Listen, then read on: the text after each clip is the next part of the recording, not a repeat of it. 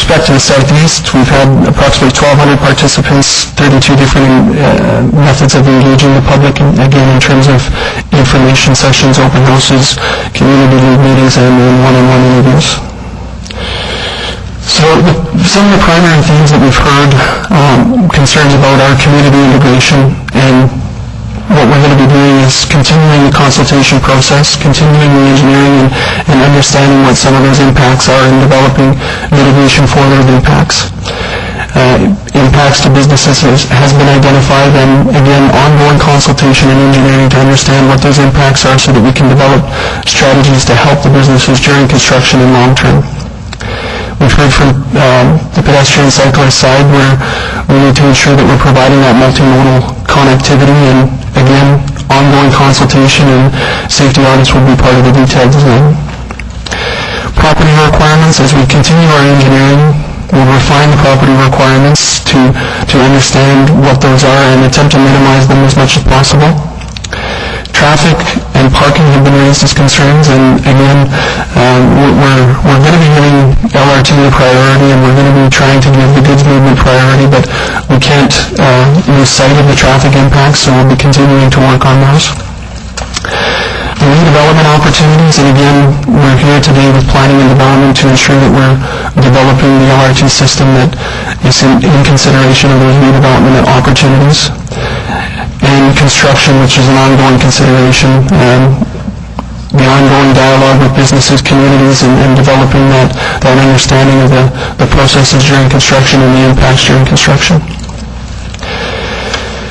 So some of the themes that have, or items that have risen to the top in terms of concerns, or how do we address some of these items, and through various forms of consultation. What are the benefits of LRT? Should we be pursuing 100th Avenue over Stony Plain Road? Where's the traffic going to go in West Edmonton? Should we be using 163rd or 156? Likewise, 95th Avenue or Connors Road. Some issues on 83rd Street and the constructability side.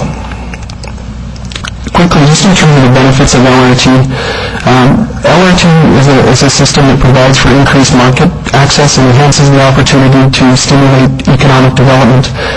As a result, the retail development is a reflection of the market it serves, so there's an opportunity to modify existing market patterns with the addition of LRT. It facilitates improvements or enhances the infrastructure along the corridors. It provides opportunities to provide enhancements of the infrastructure in consideration of the existing infrastructure, or in consideration of the goals and aspirations of the areas along the corridor. It also provides that multimodal aspect of transportation movement, integrating the movement of pedestrians, cyclists, cars, and buses. And this multimodal integration really creates a sense of place, or an exciting environment for a corridor or a region. It also provides a tremendous opportunity for community reinvestment. Being able to use this infrastructure as a leverage to have private and public funds improve an area and promote development and enhance the revitalization program. In terms of comparison between 100th Avenue and Stony Plain Road, there are a number of factors which led us to Stony Plain Road. It's not one clear solution or one clear element that defines Stony Plain Road for us.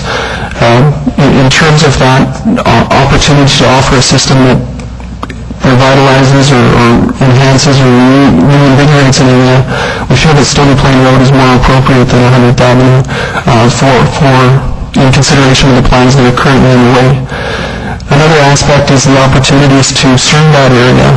Stony Plain Road, we're surrounded on north and south with that neighborhood shopping type area, the residential areas and the institutional areas. Where on 100th Avenue, we're only surrounded on the north side by that. South of 100th Avenue, it's single family, it's low density residential, so you're not maximizing that revitalization, redevelopment potential. And there are some technical challenges. There's additional turns that we would experience from 156 to 149th with the LRT system, and we are impacting two north-south corridors with respect to 156th Street and 149th Street. Back to Stony Plain Road, I think LRT down that corridor really does provide the opportunity to create a walkable commercial business strip. or enhance that. In terms of where is the traffic going to go and what's going to happen with the removal of lanes of traffic on Stony Plain Road and 156.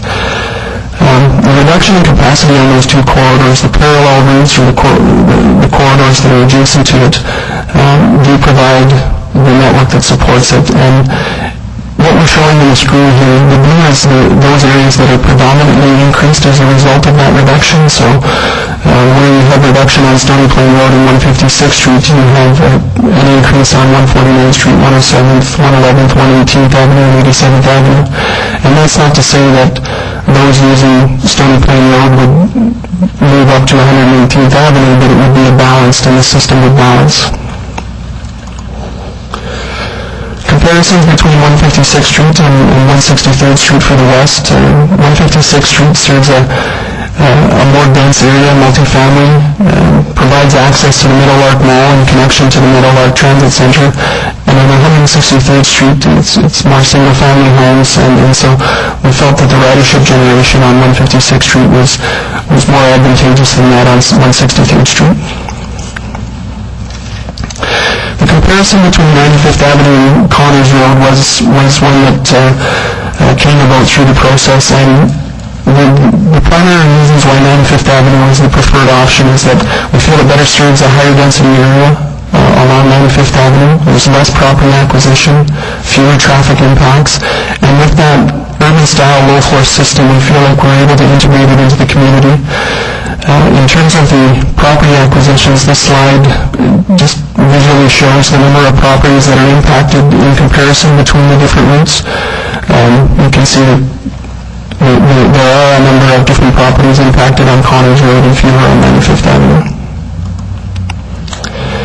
Chris mentioned some information on 83rd Street, and throughout the process we've been pursuing or developing this recommendation based on pursuing properties south of White Avenue between 82 Avenue and 76 Avenue. So we've been asked, well, in lieu of pursuing those properties, could we reduce the traffic lanes? And we've done that analysis, and like Stony Plain Road, this area does support that reduction, and predominantly is managed by 75th Street and 82 Avenue and 99th Street. So going forward, if that is a consideration, we feel that the transportation system can support that lane reduction on 83rd Street.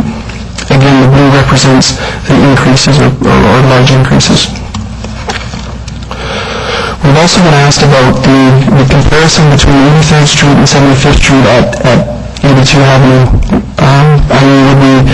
Would we turn on 82 Avenue and get onto 75th Street quicker? And I think the biggest reason that we feel 83rd Street is more appropriate is that it provides us direct transit to denser areas of development, and it also provides an opportunity to create a friendly, walkable environment. On 75th Street, we don't feel that we can create that walkable, transit-friendly environment that we can on 83rd Street. Also, on getting onto 75th Street, we require an additional grade separation, and it does introduce additional turns. So again, there are some technical reasons why we selected 83rd Street.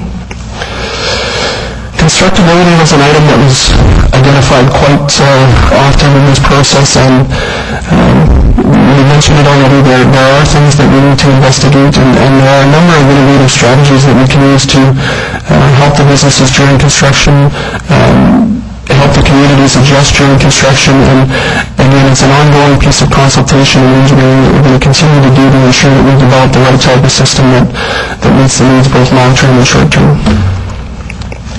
Specifically for the west and the southeast, this isn't the end, and this is actually a baby step to get to the end goal of developing the right alignment. Once these routes are approved, we're continuing to complete that engineering that we need to do to answer those questions and where the station should go, how do we manage the traffic impacts, how do we manage the community access and egress. We need to complete the engineering side, the environmental, historical, utility work, and as we refine this concept engineering, we'll also refine the land requirements and the capital costs required for this. Outside of the west and the southeast study, we also need to look at strategies to develop new maintenance facilities, and as I mentioned, we need to also develop that downtown plan that provides the connection between the southeast and the west.